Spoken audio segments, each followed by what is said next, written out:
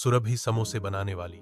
ये सिर्फ एक समोसे की कहानी नहीं, बल्कि एक ऐसी लड़की की कहानी है जिसने अपने स्वाद से लोगों के दिलों में जगह बना ली। सुरभि के समोसे का ठेला कैसे एक मंदिर बन गया और कैसे उसकी सादगी ने लंदन तक लोगों को दीवाना बना दिया।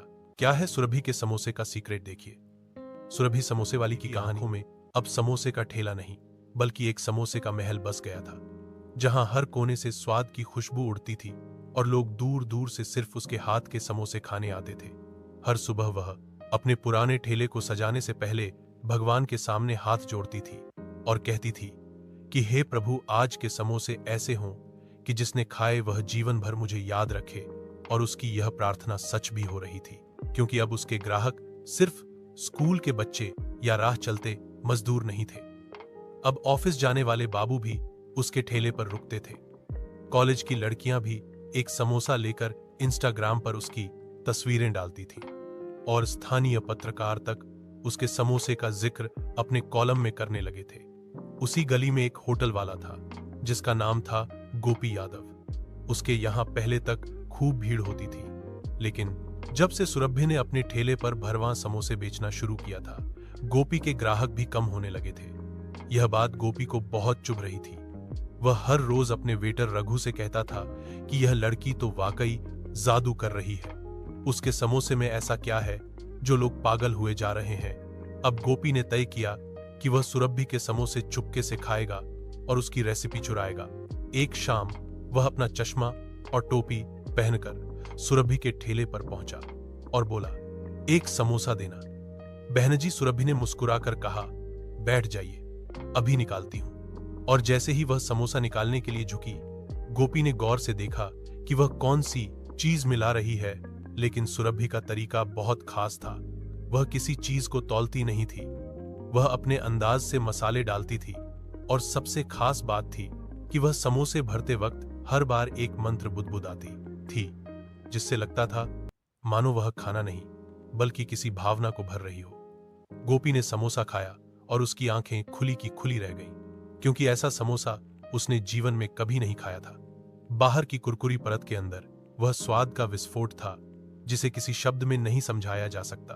उसने तुरंत मन ही मन फैसला किया कि वह सुरभि से माफी मांगेगा और उसके साथ मिलकर एक बड़ा समोसे का रेस्तरां खोलेगा। लेकिन जब उसने यह प्रस्ताव सुरभि के सामने रखा तो सुरभि ने कहा कि मेरे लिए यह ठेला ही मेरा मंदिर है और मैं इसे छोड़ नहीं सकती। गोपी बोला, तुम समझो, अगर हम मिलकर एक जगह खोलें तो लोग लाइन लगाकर आएंगे। सुरभि ने मुस्कुराकर जवाब दिया, मैं चाहती हूं लोग स्वाद के लिए आएं, भाव के लिए नहीं। और ठेले पर मुझे जो सुकून मिलता है वह शायद बड़ी दुकान में नहीं मिलेगा। गोपी को यह सुनकर थोड़ा दुहक हुआ, लेकिन उसने सुरभि के फैसले का सम्मान किया और बोला, फिर कम से कम मैं भी तुम्हारे साथ ठेले पर काम कर सकता हूं। सुरभि ने हंसते हुए कहा, क्यों नहीं, सुबह 5 बजे आ जाना, आलू छीलने पड़ेंगे। और यही से शुरू हुआ सुरभि और गोपी का नया साथ। अब वे दोनों मिलकर समोसे बनाते थे। गोपी मसाले पीसता था और सुरभि उन्हें अपने जादुई हाथों से समोसे में भरती थी। धीरे धीरे उनके ठेले की ख्याति इतने दूर तक फैल गई कि शहर के मेयर ने खुद आकर उनके समोसे खाए और कहा कि ऐसे समोसे तो मैंने अपने पूरे राजनीतिक जीवन में नहीं खाए। सुरभि हंस पड़ी और बोली कि समोसे में राजनीति नहीं, भावना होनी चाहिए, तभी वह दिल को छूता है। यह सुनकर वहां खड़े सभी लोग तालियां बजाने लगे और गोपी ने पहली बार महसूस किया कि उसने जीवन में पहली बार किसी लड़की के लिए सम्मान से हाथ जोड़कर सिर झुकाया है। अब सुरभि के ठेले पर हर शाम दीप जलता था और समोसे की खुशबू मोहल्ले के हर घर तक पहुंचती थी। एक दिन एक विदेशी दंपति जो भारत भ्रमण पर आया था, उन्होंने सुरभि के समोसे खाए और कहा कि इस स्वाद को विश्व स्तर पर ले जाना चाहिए। उन्होंने सुरभि को लंदन में एक स्टॉल देने का ऑफर दिया, लेकिन सुरभि ने फिर वही बात कही कि मैं अपने शहर को छोड़कर नहीं जाऊंगी, क्योंकि मेरी मां की यादें इसी चूल्हे की आंच में बसी हैं।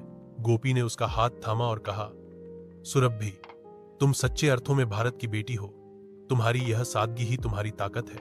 और फिर कुछ वर्षों में सुरभि के ठेले का नाम हो गया सुरभि समोसे वाली। अब यह सिर्फ एक नाम नहीं था, यह एक ब्रांड बन चुका था, जहां लोग समोसा खाने नहीं आते थे बल्कि एक कहानी चखने आते थे जो हर कौर में पिघलती थी। सुरभि और गोपी अब जीवन के साथी बन चुके थे। लेकिन शादी के बाद भी सुरभि ने ठेला नहीं छोड़ा। उसने कहा कि मेरी शादी भले हो गई, लेकिन मेरा पहला प्रेम तो समोसा ही है और मैं उसे जीवन भर नहीं छोड़ सकती। यह सुनकर गोपी हंस पड़ा और बोला, ठीक है, मैं तो समोसे का दूल्हा ही बन गया हूं। और फिर एक दिन शहर के स्कूल में जब बच्चों से पूछा गया कि तुम्हारा सपना क्या है, तो एक छोटे से लड़के ने कहा कि मैं सुरभि दीदी जैसा समोसे वाला बनना चाहता हूं, ताकि मैं भी हर किसी को बिना भेदभाव के स्वाद दे सकूं। और यही थी सुरभि की असली जीत, जहां वह एक समोसे वाली से लोगों के दिलों की रानी बन गई थी और उसका ठेला एक ऐसी जगह बन गया था जहां स्वाद के साथ साथ सम्मान भी परोसा जाता था।